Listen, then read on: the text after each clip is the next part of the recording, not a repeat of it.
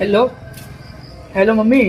हाँ गोर लगे छी। ए। हाँ एक मिनट बात करू छियो। बर्तन मज दिलियो है। हाँ। एक साथ चावल चढ़ा दिलियो है। हाँ। एक साथ दाल चढ़ा दिलियो में दूगो आलुओ धो दिलियो है। तो चल जल्दी से नहीं तो ठंडा जेतो।